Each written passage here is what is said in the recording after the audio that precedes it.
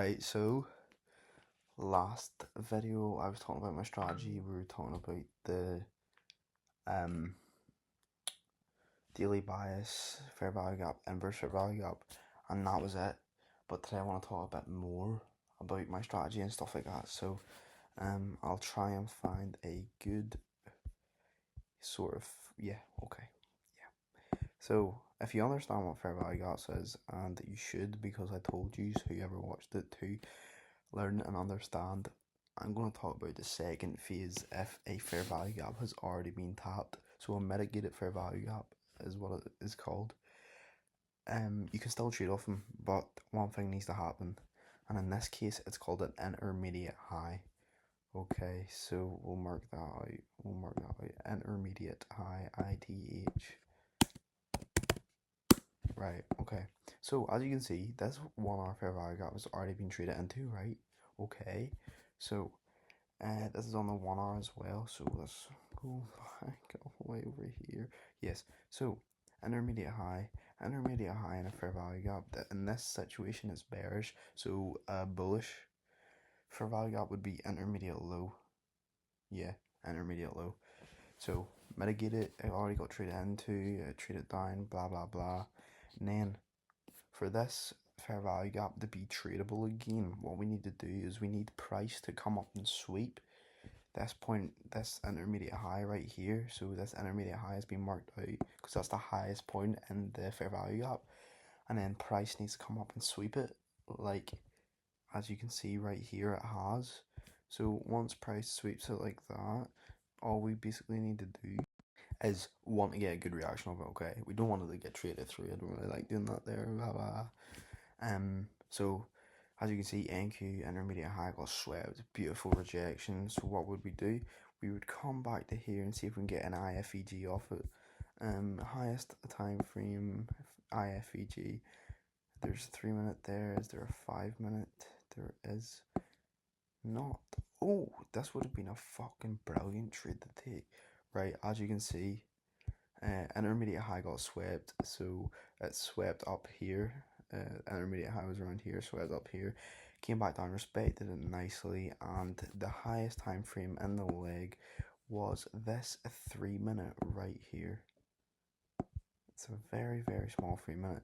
Okay, I probably would have entered after close. It would be dodgy now because if you were to enter off that candle closure, yeah, it's a good stop, to be fair. Yeah, you could have got like a 1 to 5 right there, targeting that daily liquidity that I talked about in my last video, my trade recap. You could have entered off that. Like, that would have been a very good trade. So that's why I always make sure that if we're trading inside a mitigated fair value gap, I want the intermediate high, or in the opposite case, an intermediate low to get swept, and then we look for an IFEG to the downside, which we got beautifully here. We enter the trade there after candle close, price at this swing high, and then we target the daily draw, which was a fucking 6 hour trade nearly. Wow, what a trade, absolutely beautiful. Now this plays out almost 9 out of 10 times. Okay, there's been a very rare time where I have lost a trade like this, and that, my friends, is how you be a profitable trader. And I'll literally try and find a opposite version of this. 1 second, see if I can find it. But yeah, just do that. Intermediate high, swept out by price. Price gets a good rejection reaction off it. Got a 3 minute inversion, the highest time frame inversion in the leg. Enter after candle closure, stops at the swing high, and take profit at the swing lows. It's that simple. Alright, okay, we found a bearish one. Oh fuck. Okay, we find one. Yay. So as you can see, we traded into this fair value gap. I got respect that came up, came back down. Right, well, it didn't really come up anywhere, but we'd mark this out, call it the intermediate low. 1 second. So intermediate low, so it already got traded into in this candle, and then price fucked about for 4 hours, which must have been painful to see. And then, as you can see, price went down and swept this level of intermediate low and then just shot up directly. Okay, so as you can see, bang bang, shot up there. Don't mind that bearish 4 hour. We don't care about that shit, bro.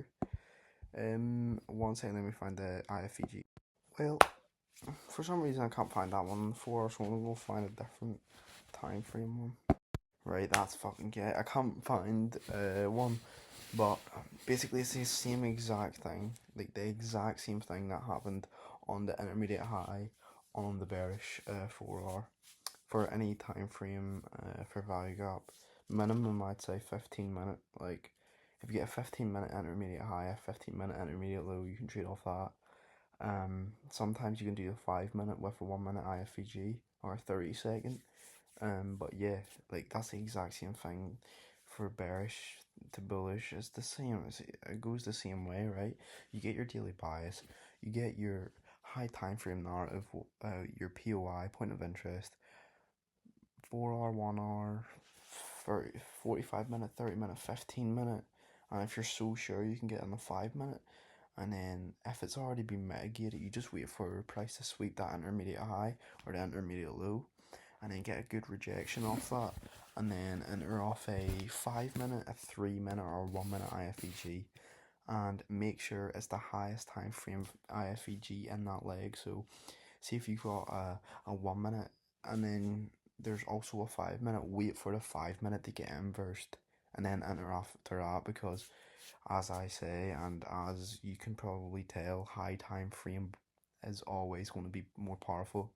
So if you've got a 5 minute, right, and you've got a 1 minute, 1 minute's down here, 5 minutes up here, what one do you think is going to win, right? So if you enter off that 1 minute IFEG, prices might reject, it's not confirmed, and then you're going to get stopped out.